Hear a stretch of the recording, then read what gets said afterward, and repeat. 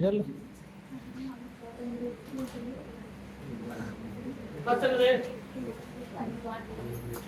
Banda break பண்ணலாமா?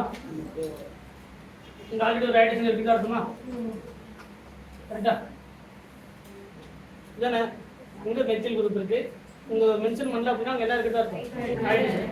அப்ப முதல்ல CH3 C double bond O CH3 ஆ கரெக்டா? ஃபர்ஸ்ட் ப்ராடக்ட் என்னது? கரெக்டா? ஒரு அசிட்டோன் கிடைக்கும். இல்லனா டைமெத்தில் கீட்டோன் கிடைக்கும். கரெக்டா? இத ஃபர்தர் ஆக்சிடைஸ் பண்ண முடியாது. அதனால கீட்டோனாவே இருக்கும். இதுல பாத்தீங்கன்னா CH3 C double bond OH என்ன மாதிரி இருக்கு? ஆல்டிஹைட். அந்த ஆல்டிஹைட் என்ன மாறிடும்? CH3 C double bond OH. ஏன்னா அந்த ஆல்டிஹைட ஃபர்தர் ஆக்சிடைஸ் பண்ணும்போது ஏன்னா இது ஆக்சிடேட்டிவ் ஓசோனாலிசிஸ். ரிடக்டிவ் ஓசோனாலிசிஸ்னா என்ன கிடைக்குதோ அப்படியே தான் போகும். கரெக்டா?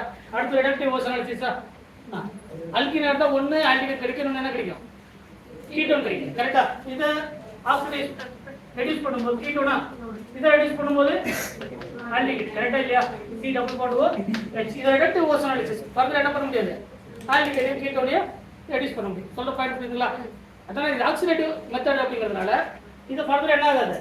ஆசிடா மாறாது. அப்ப ஆல்டிஹைடா வருது கீட்டோன்.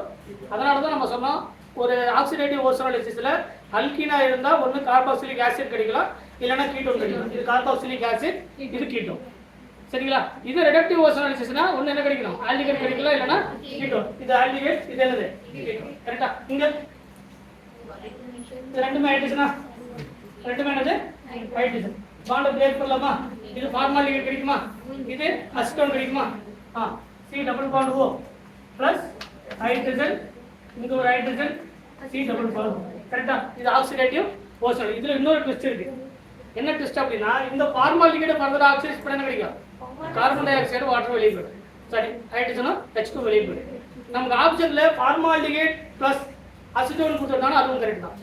சப்போஸ் ஆப்ஷன் இது கொடுக்காம இதுக்கு பதிலா carbon di oxide plus H2 கொடுத்தாங்கன்னா அதுவும் கரெக்ட் தான். ஏன்னா ஃபார்மாலிகேட் ஃபர்தரா ஆக்சிடைஸ் பண்ணனும் என்ன கிடைக்கும்? இது ஒரு OH ஃபார்ம் ஆகுமா? ஃபார்மிக் ஆசிட் ஃபார்ம் ஆகும். ஃபார்மிக் ஆசிட் ஃபர்தர் என்ன ஆகும்? கார்பன் டை ஆக்சைடு ஹைட்ரஜனாவும் வெளிய போயிடும். அப்ப நமக்கு ரெண்டு விதமான ப்ராடக்ட் கிடைக்கலாம். ஒன்னு இப்படி கிடைக்கலாம் பிளஸ் ஃபார்மிக் ஆசிட் கிடைக்கலாம். கரெக்ட்டா? இல்லனா என்ன கிடைக்கலாம்? ஒரு ketone plus carbon di oxide plus வந்து H2. கரெக்ட்டா?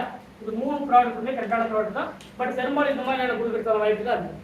ஏன்னா அந்த ஃபார்மாலிகேட் ஃபர்தர் ஆக்சிடைஸ் பண்ணும்போது ஃபார்மிக் ஆசிடா மாறும். ஃபார்மிக் ஆசிட ஃபர்தர் ஆக்சிடைஸ் பண்ணும்போது கார்பன் டை ஆக்சைடு H2 வெளியேறும். ரிடக்டிவ் ஓசோனாலிசிஸ் அப்படிங்கிறது ஒரு ஃபார்மாலிகேட், இன்னொரு என்னது? அசிட்டோன். கரெக்ட்டா? ஒரு ஆல்டிஹைட், ஒரு ketone. C double bond O plus double bond O, ஒரு ஃபார்மாலிகேட், ஒரு ஆல்டிஹைட் பிளஸ் ஒரு கீட்டோன். கரெக்ட்டா? அடுத்து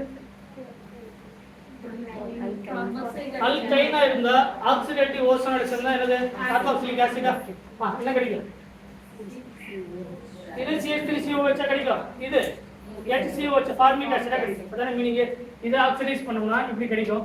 இது இன்னொரு பாண்ட் பிரேக் பண்ணி இன்னொரு ஆக்சிஜன் ஆட் பண்ணோம். அப்ப இது ஃபார்மிக் ஆசிடா மாறுமா? ஆமா இல்லையா? இந்த ஃபார்மிக் ஆசிட் கிடைக்கலாம் பிளஸ் வந்து என்ன கிடைக்கலாம்? கார்பன் டை ஆக்சைடு கூட கிடைக்கலாம். ரெண்டு விதமான கிடைக்கும். ஒன்னு CH3 C double bond OH கிடைக்கலாம். முதல்ல அசிட்டாலிகேட், அதுக்கு அப்புறம் அசிட்டிக் ஆசிடா மாறும்.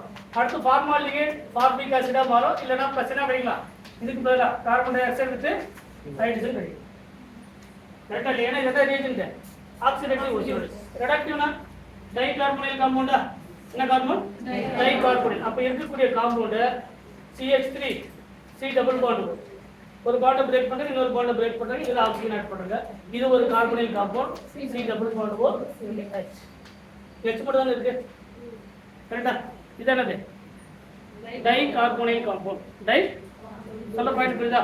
நம்ம அல்கைனா இருந்தா என்ன சொல்லணும்? ட்ரிபிள் பாண்ட் இருந்தா டை கார்பனைல் காம்பவுண்ட். அந்த டை கார்பனைல் காம்பவுண்ட் வந்து இந்த ரெண்டு கார்பனும் அதனுடைய கார்பனைலா கன்வெர்ட் ஆகும்.